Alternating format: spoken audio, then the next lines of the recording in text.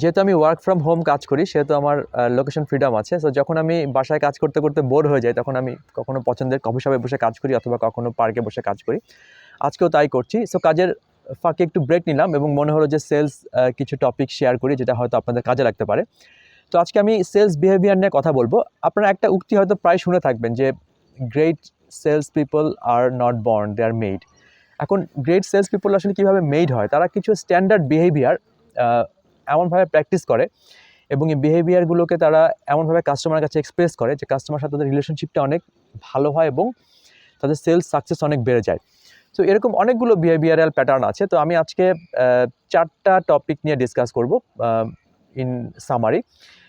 আমি এই ভিডিওটার আরেকটি পার্ট করব। আসলে চারটা বিহেভিয়ার প্যাটার্নই এনাফ না। সো সে কারণে আমার মনে হচ্ছে আরেকটা পার্ট 2 আমি করব। তবে আজকের পার্ট 1-এ বেশ কিছু ইম্পর্টেন্ট বিহেভিয়ার প্যাটার্ন আমি তুলে ধরবো যেটা হয়তো আপনারা প্র্যাকটিস করলে আপনাদের সেলস সাকসেস অনেক বেশি হবে।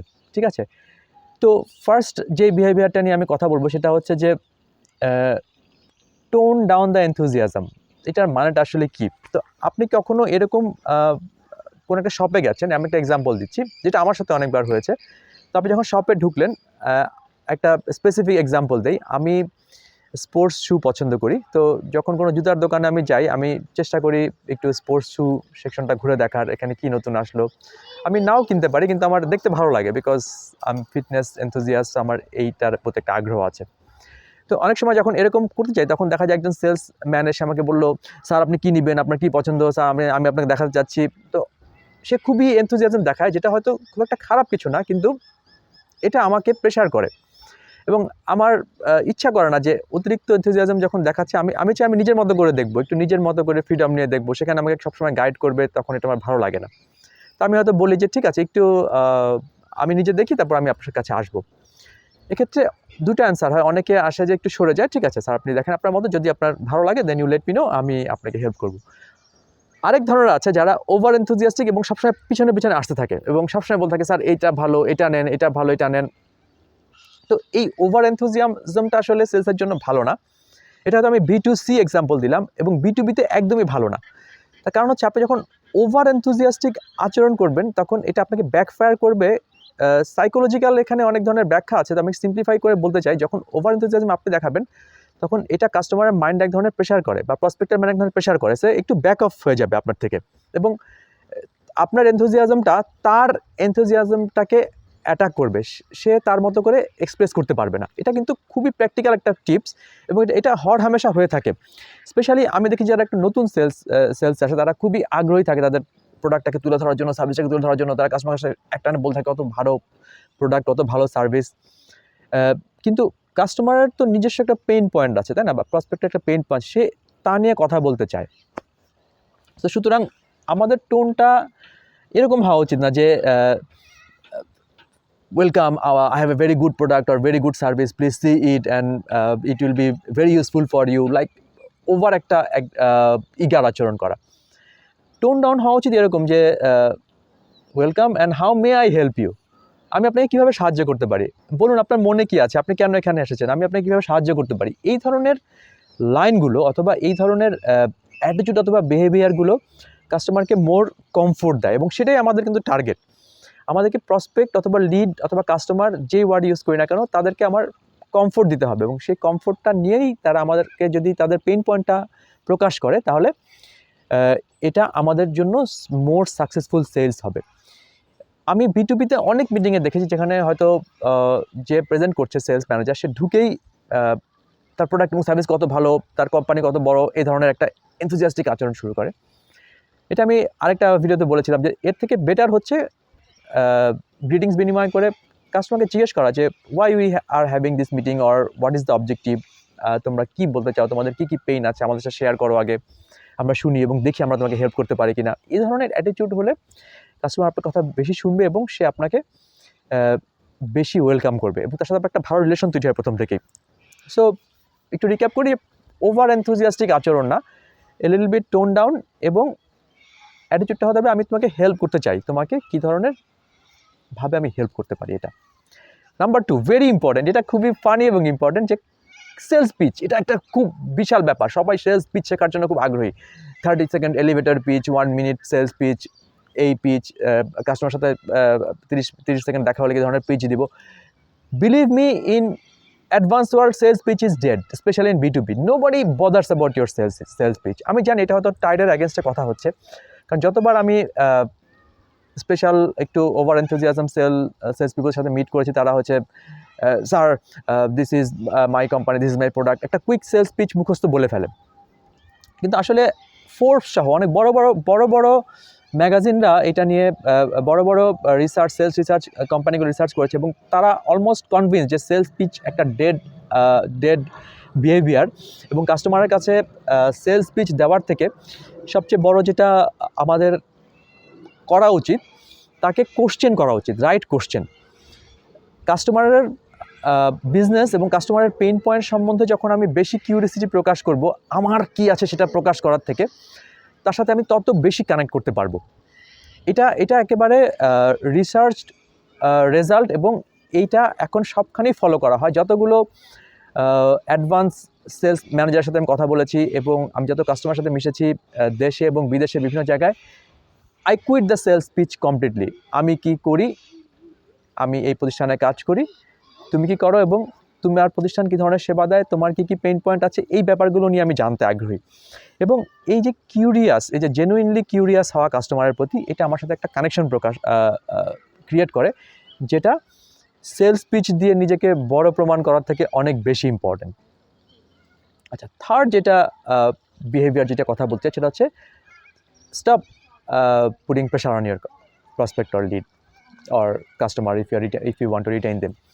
প্রেশারটা কী হয়, যে অনেক সময় কাস্টমার হয়তো বলে যে আমার কিছু সময় প্রয়োজন, আমি একটা অ্যানালাইসিস করব তোমার অফারটা নিয়ে। হ্যাঁ, আমাকে একটা নির্দিষ্ট টাইমলাইন আমি জানতে চাইতে পারি, কত সময় তার লাগবে, অথবা সে কবের মধ্যে আমাকে জানাতে পারবে। এই ব্যাপারটাকে আমাকে একটু সুদিংলি করতে হবে, রাদার দেন আমাকে এতদিন জানাতে হবে, আপনি কবে জানাতে পারবেন, রেগুলার কল এবং ফলো আপ করে রেগুলার ধরনের একটু প্রেশার ক্রিয়েট করা। আপনি একটা পার্সনের উপর যত বেশি প্রেশার ক্রিয়েট করবেন, তত সে আপনার থেকে পিছিয়ে সরে আসবে, এটাই নিয়ম। সবচেয়ে যেটা রাইট অ্যাটিটিউড এবং বিহেভিয়ার সেলস, সেটা হচ্ছে রিল্যাক্স থাকা, এবং রিল্যাক্স থেকে কাস্টমারকে তার স্পেস নিয়ে কাজ করতে দেওয়া। হ্যাঁ, অবশ্যই সেটা ইনফিনিট টাইম হতে পারবে না, আপনারও একটা টার্গেট আছে, আপনাকে টার্গেট মিট করতে হবে, কিন্তু সেটা কাস্টমারকে এমনভাবে এক্সপ্রেস করা বা প্রসপেক্টকে এমনভাবে এক্সপ্রেস করা যেন সে প্রেশার ফিল না করে, সে যেন আপনার টাইম আর্জেন্সিটাও বুঝতে পারে, এবং তাকেও আমরা সময় দিচ্ছি সেটাও সে বুঝতে পারে। আমি তাকে বলতে পারি, দেখো আমার তো একটা সেলস, আমি যেটা করি খুবই জেনুইন থাকে এই ক্ষেত্রে, আমি বলি যে দেখো আমার তো আসলে একটা CRM-এ আপডেট করতে হবে এত সময়ের মধ্যে, তুমি কি আমাকে জানাতে পারবে এত সময়ের মধ্যে তোমার আপডেটটা, অথবা না পারলেও কোনো অসুবিধা নেই, probably I will catch you up in this time, একটা টাইম সেট করে নেওয়া। তো এতে করে সে কম প্রেশার ফিল করে, এবং সে বুঝতে পারে যে আমি জেনুইনলি একটা রিজন আছে আমার একটা নির্দিষ্ট টাইমের মধ্যে রিজনটা তার থেকে আপডেটটা পাওয়ার। সো থার্ড বিহেভিয়ারটা মনে রাখবেন যে stop avoiding pressure on your customer, prospect or lead. আর ফোর্থ অ্যান্ড লাস্ট ওয়ান যেটা আমি বলতে পারি, যে সেলস মানে হচ্ছে প্রবলেম সলভ করা। It's about them, it's not about you actually. আপনি একটা প্রসপেক্ট বা লিডারের কাছে গেছেন, তার পেইন পয়েন্ট, আমি আবার এটা রিপিট করছি, এটা খুব ইম্পর্টেন্ট, তার পেইন পয়েন্ট এবং তার প্রবলেম নিয়ে জানতে, এবং সেই প্রবলেমটার সলিউশন দেওয়ার জন্য। It's not about your story, it's about their story. So এটা খুবই ইম্পর্টেন্ট যে আপনি তাকে রাইট কোশ্চেন করবেন, এবং রাইট কোশ্চেন করে তার থেকে ইনফরমেশনটা বের করে নেবেন, এবং আপনার অ্যাটিটিউড থাকবে যে আমি তোমার থেকে ইনফরমেশন জানতে চাই এবং জেনে দেখতে চাই আমি তোমাকে আসলে জেনুইনলি কতটুকু হেল্প করতে পারি। আমি তোমাকে হেল্প করতে পারবোই, আমার খুব ভালো সলিউশন আছে, আমি তোমাকে সব কিছু করে দেবো। This is not the right attitude. It's not about you again, it's about them. You have to be caring about them, genuinely caring about them, empathetic towards their pain points, and then try to solve it. And this should reflect in your behavior and attitude. So একটু recap করি দ্রুত, আজকে যেটা বললাম part 2-তে আরও থাকবে। So number 1 হচ্ছে যে tone down the enthusiasm, relax থাকেন, খুব অতিরিক্ত এনথুজিয়াজম প্রকাশ করার দরকার নেই।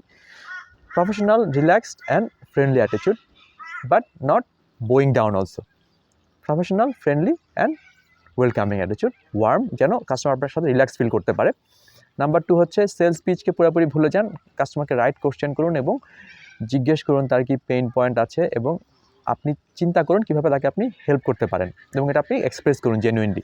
থার্ড হচ্ছে যে তাদের প্রসপেক্ট লিডের উপর কোনো আননেসেসারি প্রেশার ক্রিয়েট করার প্রয়োজন নাই, আর আননেসেসারি ফলস আর্জেন্সি ক্রিয়েট করার দরকার নেই। অনেক সময় এটা করা হয়ে থাকে বিভিন্ন সেলস প্রমোশনের ক্ষেত্রে। জেনুইনলি তাকে রিজনটা বলুন আপনার কেন আপডেট দরকার একটা নির্দিষ্ট সময়ের মধ্যে, আপনারও একটু আর্জেন্সি আছে, আপনার অফিসিয়াল দরকার হতে পারে, তার সাথে শেয়ার করুন আপনার ছোটোখাটো ইস্যুগুলা যেটা প্রফেশনাল, এবং তাকে সময় দিন, অবশ্যই রিজনেবল সময় দিন। যদি সে একদম আনরিজনেবল টাইম না, তার মানে সে আপনার কাস্টমার হবে না, সে আসলে রাইট প্রসপেক্টই না। And last but not the least হচ্ছে, it's always about your prospect or lead or your customers. It's not about you. Always make sure যে আপনি কাস্টমারের পেইন পয়েন্টটাকে প্রায়োরিটাইজ করেছেন এবং তার স্টোরিটাতে আপনি বেশি মন দিয়েছেন এবং সেখানে আপনি ফোকাস করে তাকে সলিউশন দিচ্ছেন। সো এই 4টা বিহেভিয়ার প্যাটার্ন যদি আপনি প্র্যাকটিস করতে পারেন, তাহলে আপনি দেখবেন যে অ্যাজ এ সেলস পিপল আপনার সাকসেসের স্কেল অনেক বেশি হবে। এবং আমি একটা জিনিস বারবার বলি যে সেলস মানেই ম্যাজিক্যাল কিছু না, ম্যাজিক্যাল কিছু ওয়ার্ড করে মানুষকে কিছু গুছিয়ে দেওয়া না। জেনুইনলি মানুষের প্রবলেম সলভ করা এবং একটা রাইট ভ্যালু এক্সচেঞ্জ করা, এটা হচ্ছে মূলত সেলসের পারফেক্ট সংজ্ঞা। এটাকে আসলে পিচিং করা, কনভিন্স করা, ইনফ্লুয়েন্স করা, কনফিউজ করে সেল করা অনেক ধরনের আসছে, কিন্তু এটা আসলে রাইট কোনোটাই টেকনিক না। Be genuine, be authentic, and সবচেয়ে বড় কথা, আপনার এর জন্য আপনি যখন জেনুইন এবং অথেন্টিক হবেন, তখন আপনাকে জোর করে কোনো কমিউনিকেশন স্কিল প্র্যাকটিস করতে হবে না। আপনি আপনার নির্দিষ্ট ব্যক্তিত্বের মধ্যে থেকেই আপনি নিজেকে এক্সপ্রেস করতে পারবেন এবং আপনি একজন সফলভাবে আপনি সেলস ডিল করতে পারবেন। আপনাকে একদম কমিউনিকেশন একেবারে মাস্টার বা ডক্টরেট হতে হবে না। যখনই আপনি জেনুইন হবেন, প্রপার কেয়ার প্রকাশ করবেন, আপনি দেখবেন as a sales people you are being very very successful. Trust me, it's a really good advice. I hope you will follow this advice. And wait করুন, আমি একটা কিছুদিনের মধ্যে আমি আবার পার্ট 2 করবো এই ভিডিওটার, এবং হোপফুলি সেখানে আমি আরও বেশ কয়েকটা সেলস বিহেভিয়ার নিয়ে কথা বলবো। তো thank you very much and have a nice day.